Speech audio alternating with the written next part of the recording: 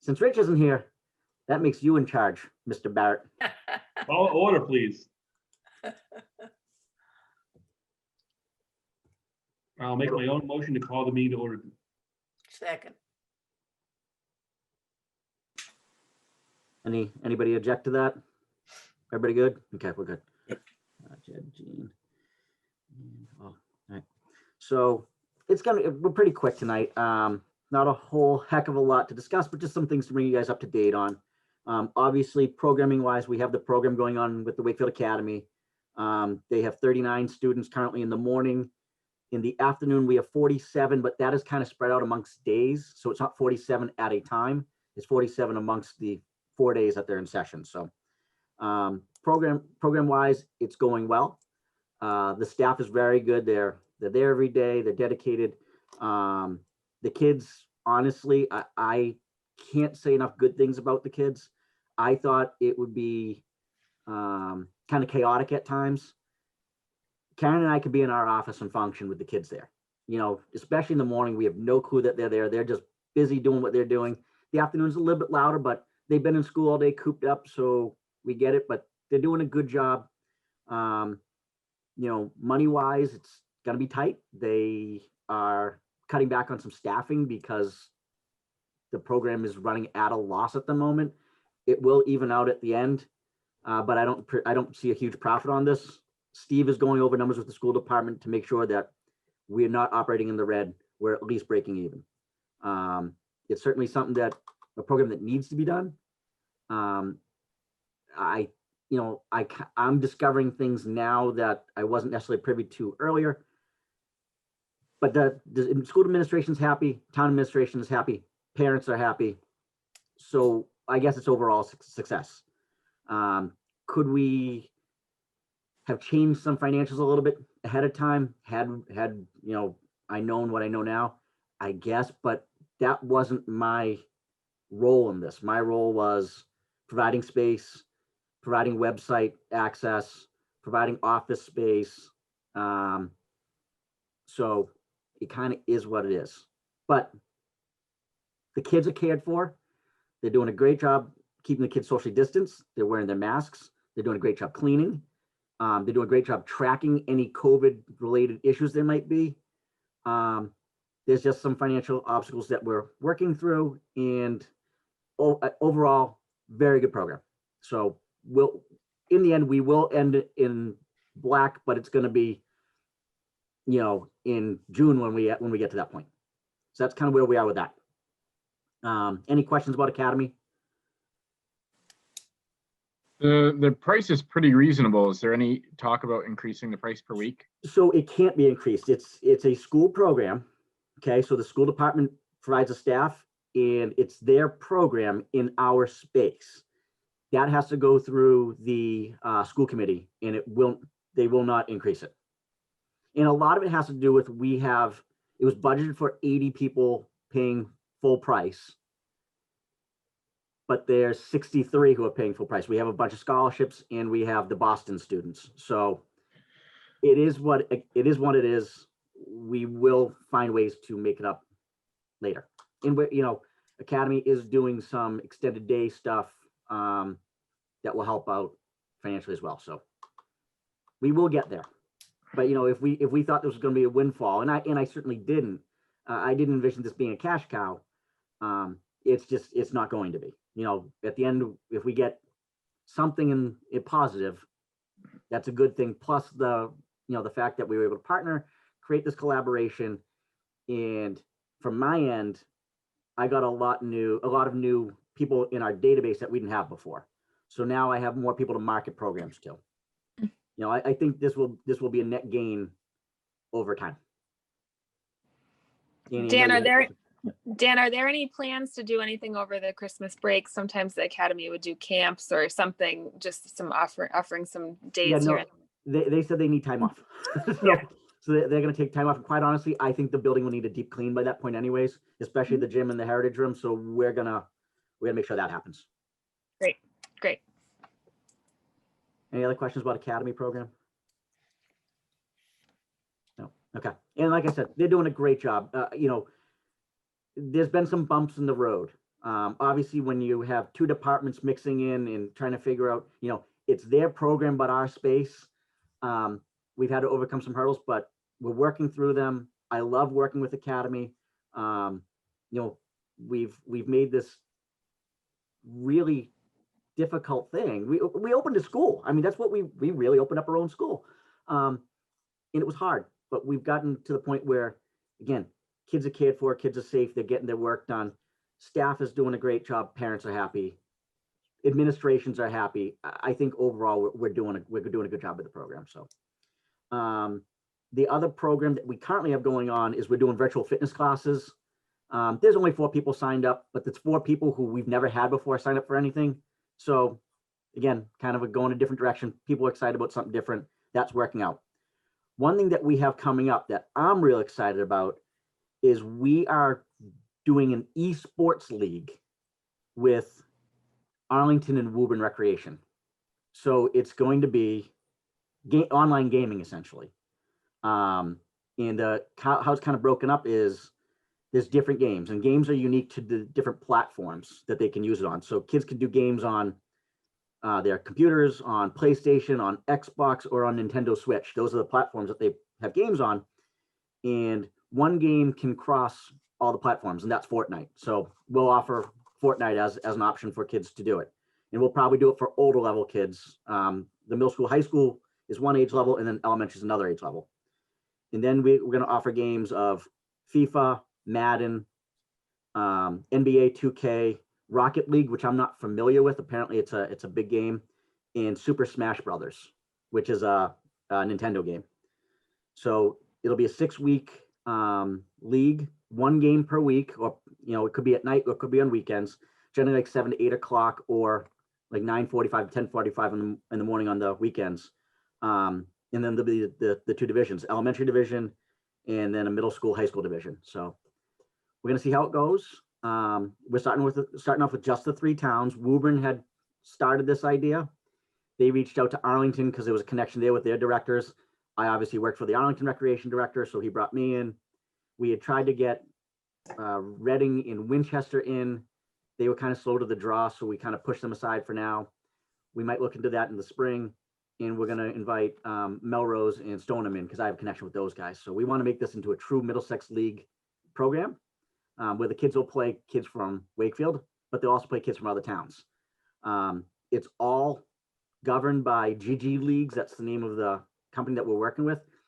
They have referees for every game. So if Annie's on a game and Todd's being a bully, Annie can send a quick message, say, I'm having a problem with this person. They're right there watching it, and they intercede and officiate, and if they need to kick Todd out, they kick Todd out. And this goes on right now in, I think, Metro West part of the state, and it's going really well. We talked to the directors there before we even pursued it, and they love it. They said it's the hottest thing they've ever done. We have a $500 per town startup cost, so that's what we need to end up paying out. We're going to end up charging about $45 per player. So for 6 weeks, that's really not a bad thing. Plus, they get all their schedules done for them, rankings, standings, referees, all that's included in there. We send $21 to GG Leagues after the $500 per player. We keep the rest. So it should work out really well. And we think that this is kind of a new platform. And honestly, this is a big thing in colleges now. A lot of kids are actually getting, believe it or not, esports scholarships to universities. So this is kind of cutting edge in new age stuff. So we're joining it. Any questions? I think it's really cool. It's just different, and kids can't get out and do much these days. So this is another way to just kind of have that little competitive thing. I mean, I'll admit, I don't know the first thing about Fortnite. I know my daughters play it every now and then. And from what I hear, it's maybe not the best game in the world, but it's what all the kids do. So the fact that it's governed and monitored, I guess makes me feel more comfortable. It is all one-on-one. It's not 5v5, even though you could do that in that platform. It's not 2-on-2. You could do that. The 3 towns, we said we want one-on-one games. Just makes things way easier, way smoother. It's a nice option for children well, I guess they're all children that maybe aren't interested in football or, other activities. So it's a nice option for them, something different. It's very different, and this is exploding around the country. It just hasn't caught on in the Northeast yet. The Metro West League, I think that's what it's called. They were the first in the state. Middlesex is going to end up being. Then I think there's a North Shore League too. So we'll be about the third in the state to kind of pull this together. And in our goal, the 3 towns, is to pull all the Middlesex leagues in together, Middlesex League towns in, and just have a Middlesex League town, league going forward. So we'll see how it goes. It'll be fun. We got 6-week tryout and make sure we get our return on our $500 and we'll go from there. Great. Then another program we have coming up is we're going to start adding some classes from CodeWiz. We had worked with them when COVID had started. They do a lot of like computer-based programs. So, kind of coding classes. They do like Roblox classes. My youngest daughter plays Roblox all the time. Again, something I know nothing about, but she does it all the time. They do Python, all sorts of other computer-based stuff. So we have those coming up. And then sadly, that's all we have. I'm actually starting planning summer already. So Christmas hasn't hit, but I'm already reaching out to I'm basically looking to mirror what we did last summer, or what I had scheduled for last summer, and actually get it done this summer, since I was so excited about what we had planned last year. I want to do it this coming year. I'm just going to tweak a few things. There's a couple contractors that I had planned to work with. I'm not going to, just because I was kind of, I don't want to say I had any reservations about the programs or the contractors. I just didn't think it was going to run. So I'm not even going to offer it. I don't want to waste the space or the time to do that right now. And then there's a couple things I'm going to bring in house and do on my own. In the past, we have done a lot of programming with Sports Zone 101. I'm going to run Sports Zone through recreation. We're going to call it whatever we call it, and we're going to do it ourselves. I don't want to keep paying them, 70% to do something that I can hire staff to do, and I can oversee it myself directly in the gym. So we're going to do that. I will have a Sports Zone somewhere else in town. It's just not going to be out of the Civic Center for 10 weeks. We need those revenues now. And I'd rather take 100% than 30%. So we're going to do similar things. We're just not going to hand out baseball cards like they do. But I think we can do the same program or better. So that'll be coming up this summer. And then any questions programmatically? Yeah. So are you planning for the summer 2 different ways? Like, okay, So normal and still, I've had brief conversations with the school department about whether I'd be able to use space, and that's obviously the big key. They've given me every indication that we should be okay. I mean, unless things go sideways again, we'll be okay. So I'm planning on having programs as we always have, and I think things are turning that way. Obviously, we're in, we're having the reboot of COVID again, but I think we're going to get to a point where we'll be able to do a lot of the normal things. We'll have to do things differently, probably with masks and sanitation and stuff. But we want to operate the way that we could in the past. Same amount of kids. We'll just be outside more. Obviously with the masks, more breaks to clean hands and all that kind of stuff. So we'll have all the protocols in place that we would need to have, but we'll do it like youth soccer did. Youth soccer had how many kids on a turf field on any given night? We're just going to space them out. We want to try and have a normal summer. Anything else? Okay. So Civic Center wise, so obviously Academy's there Monday, Tuesday, Thursday, Friday from 7:30 a.m. to 5:30 p.m. I do have every night right now rented to youth basketball groups, minimal groups, who are there till 9:30 at night, which is great. So we do have some rentals in there. We do have a few groups in on weekends.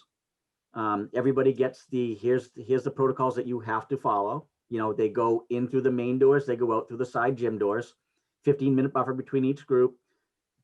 Custodians going in and using the machine in between groups. So everything so far is going great. We did have one group a couple weeks ago, one of their players came down with COVID It was an 8th grade basketball group.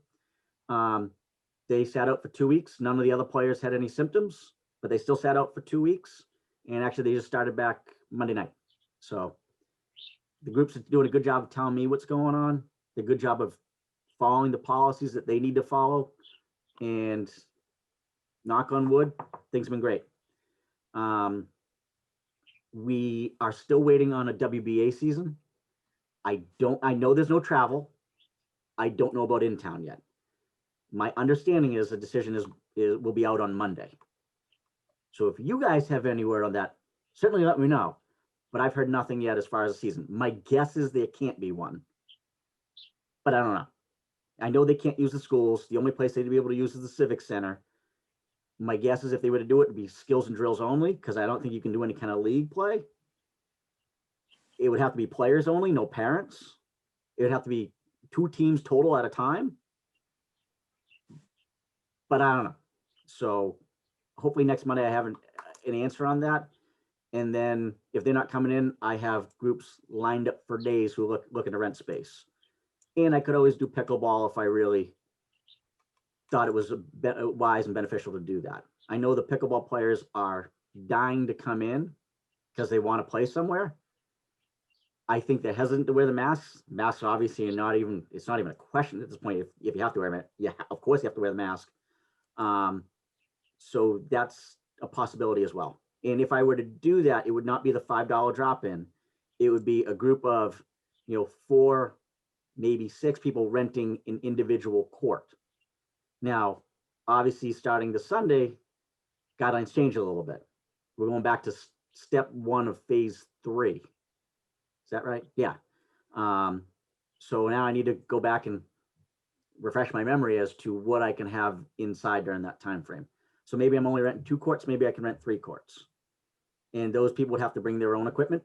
We're just giving them the space. And again, we'd have to have buffers in between each group to kind of let them go in and out and play.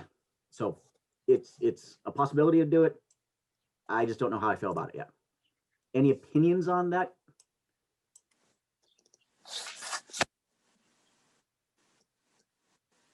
I mean, if pickleball is one to play by the rules and we have the space for them, I have no problem with putting them in there.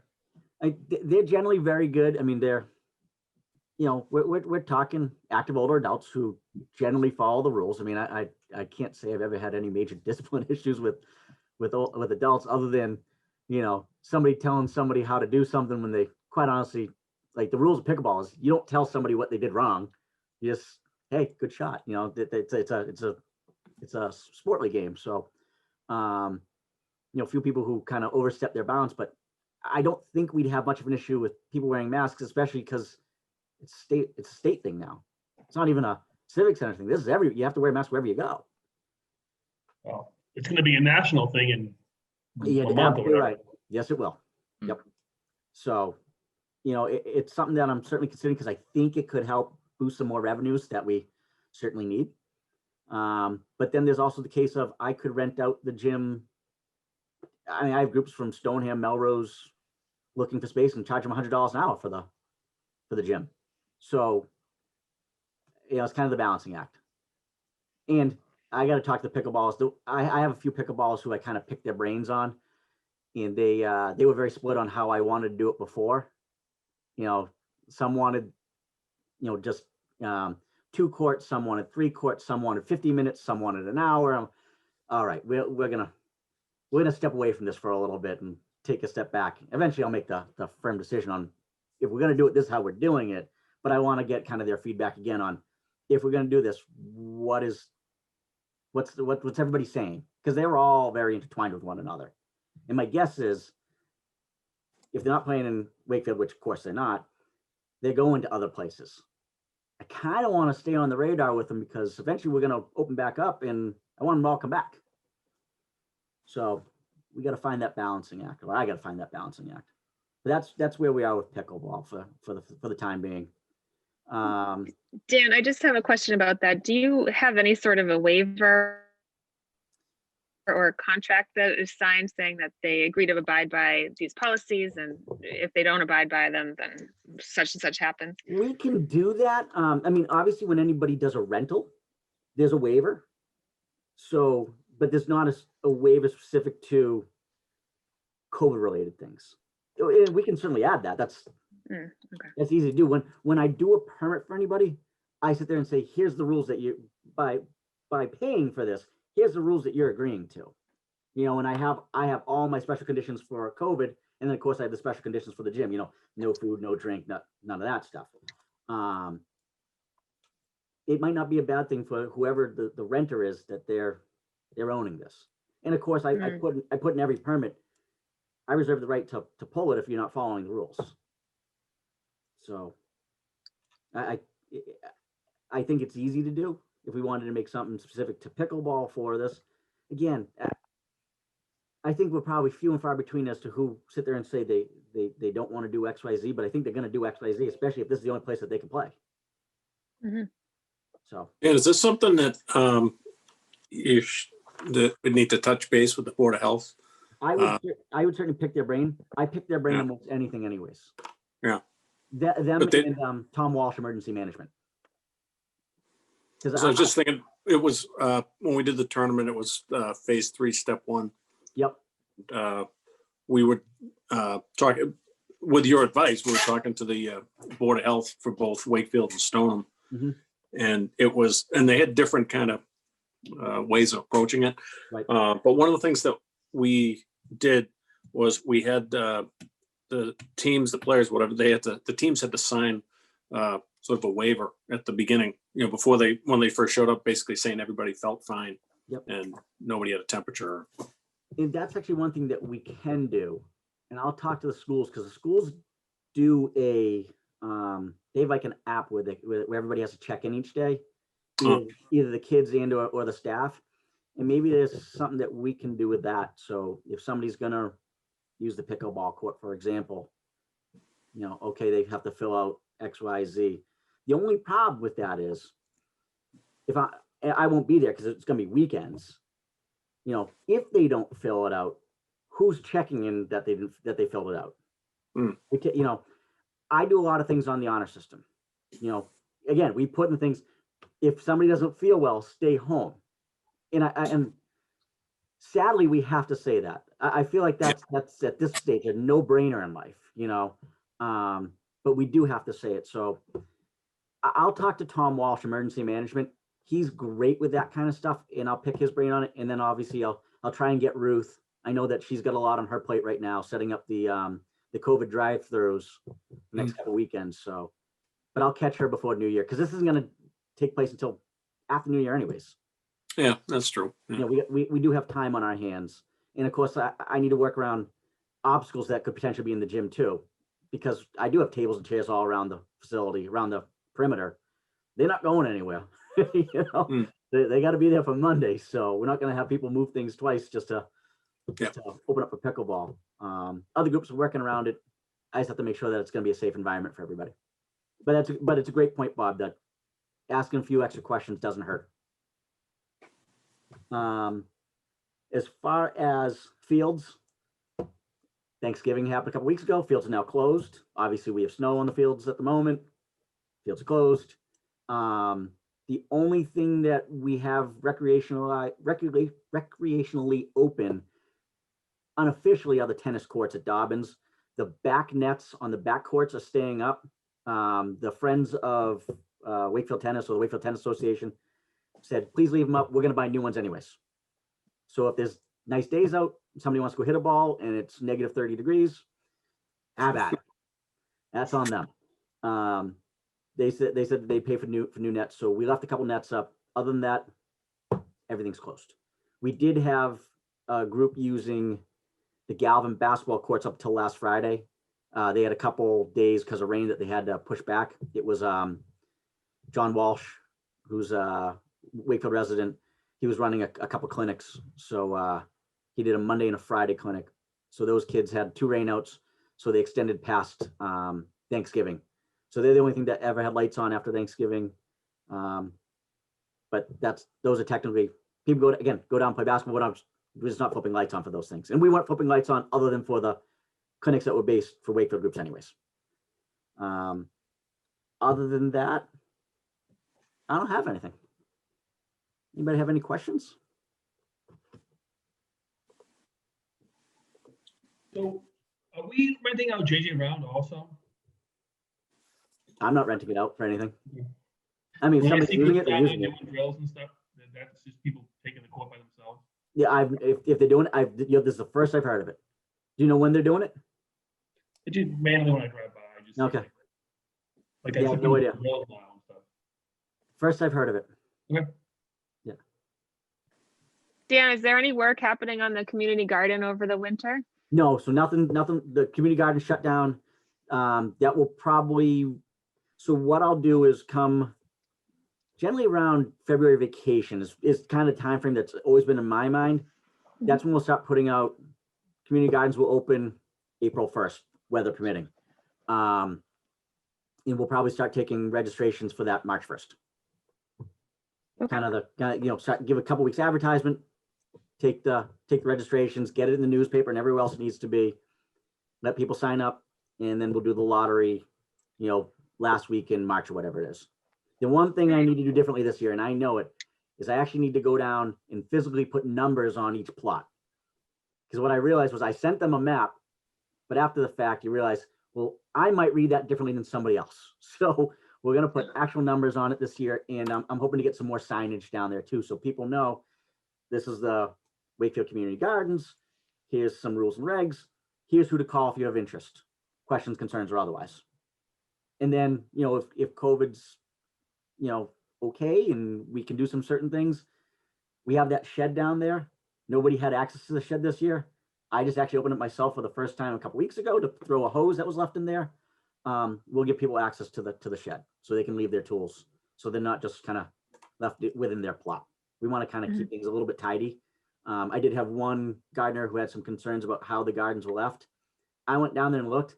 I'll be honest, it's the best I had ever seen a community garden look at the end of the season. And I did it for 8 years or whatever it was in Arlington. I was more than impressed. So her perception, my perception were very different, but that's okay. I thought it looked great. So, next year's people, when they get a plot, yeah, they'll have to do a little bit of startup for it, but we'd have to do the same thing in our houses if we're doing a garden. So it's kind of the same thing, and we'll have DPW go down there. We'll talk to Dennis and see if he can get, just kind of grade it out a little bit within the pathways and make sure there's no debris left behind. If there's any debris, get rid of it and start fresh. But Sounds great. that's ways off. One idea or a suggestion, you might want to could we put a sign up now saying plots will be open for registration mid-February, just so if people happen to be walking past that they know what to look for or where to look? Yeah, what I'll do is, Maureen had reached out to me not long ago and asked, could we do some sort of a press release or something like that? And we can certainly do that. I'll do a little press release, a little blurb or something like that of here's what to look for. What I don't want to do, because I've done this, is have it out way too early. Because honestly, if I put out today that here's this plan for community gardens, I promise you, people are going to start calling and say, well, when can I register? Okay. They get a little ahead of themselves. So I can move up the timeline from,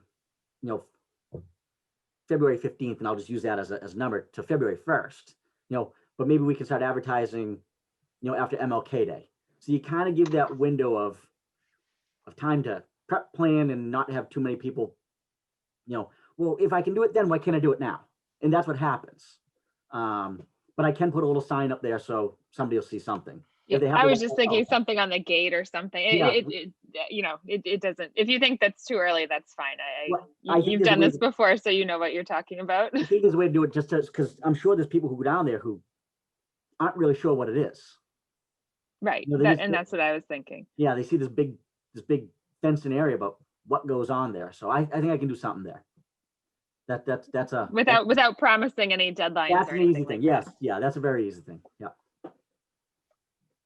Any And other? have you considered putting a community garden in another spot in Wakefield? So there's certainly talk of it. I know, again, Maureen's really the driving force behind this. She loves the concept, and she actually had a plot. And Steve loves it and had conversations as well. We had talked about a bunch of locations when we finally came to JJ. I know right now there's no funding to do it. So what was allotted for the community gardens at JJ Round, it was all spent and then some. So it was asked to Senator Lewis, you know, would we be able to do this again? Well, yeah, but there's gonna be no appropriations for a few years. So if we want to do it, it's gonna cost. And I know what that garden cost us. What did it cost us? It was, so we got 150,000, and I left that note on my desk. I think we had $150,000 that we got from the state, and the towns kicked in another like 25,000. So I think it was like 175 total. $175,000? Oh, I'll get you again. I'm pretty sure I went over that last meeting. You did. I just shouldn't I remember. can't remember, and I literally took my notes out of my binder and I said, I don't need this tonight, and I put it on my desk. And I'll get you that. I'll email you that exact number just because I want you guys to know. You know, so it's out there. But I know the town, we went past what we needed or what we were allotted in the part. What we did it for makes sense. You know, the town didn't end up building the raised beds themselves. We got them through Green Earth. You know, Black Earth. Black Earth. Yeah. So they did those, and that was we paid for them. That was savings because we didn't have to have town staff doing them, putting them together, and then we got the compost from them. So, you know, and then Right, so those are one-time expenses. Those won't be- one-time expenses. That's exactly right. Yep. Yep. And honestly, community gardens are not a revenue generator. They're a nice offering. It gets people who otherwise wouldn't have the ability to or space to do it to be able to do something that they want to do. You know, and I think during COVID, it was really good for a lot of people just to be able to get out of the house, have somewhere to go, have a purpose, grow something on their own, not have to worry about going to the store. Geez, you know, I'm going to have a couple tomatoes next month. I don't need to worry about doing this, that, or the other thing. So it's a good thing. It's a nice community offering that a lot of communities don't have. Any other questions, concerns, or otherwise? No? That's all I have. Obviously, I hope everybody has a great holiday season. Merry Christmas, you know, Happy Hanukkah, whatever it is you celebrate, Kwanzaa, don't You care. too. You know, just Everybody. hopefully 2021 is better than 2020. And recreation can only go up. Tough year, but we'll rebound. Yeah, I think you're gonna see next year, you're gonna have a boom in the program. If everyone is back to normal, people are gonna be dying to utilize the services. That's what we think too. And, you know, I do tell Steve every time I talk to him that how concerned I am about the budget, because we don't have anything coming in, but we have 2 salaries going out. And, you know, full disclosure, I said to Steve, I said, listen, I won't take my raise this year. You know, I know that my union appropriates whatever. I said, I'll forego it because I'm not concerned about that. What I'm concerned about is making sure that when I come in on Monday that my key still works. You know, the job is more important than anything. And Dan, you know, this is a different time. There's nothing that you can do to have brought this back to where it was. You know, you can offer as many things as you want, but what's it look like? How many people are signing up? Who this summer felt comfortable sending their kids anywhere? I know I didn't feel comfortable sending my kids places, so how can I expect other people going to send their kids to me? So it is what it is. 2021 will be a rebound for us. So, you know, let's just hope that things turn in a better direction than they are today. And obviously, you know, I say this to the kids that are at the Civic Center all the time, just keep wearing your masks. I hate it as much as the next person, but if it gets us through this, I'll keep doing it. So you guys want to call us a night? Yeah. All right, well, it's on you, Mr. Chair. All right, motion to adjourn, please. second. Second.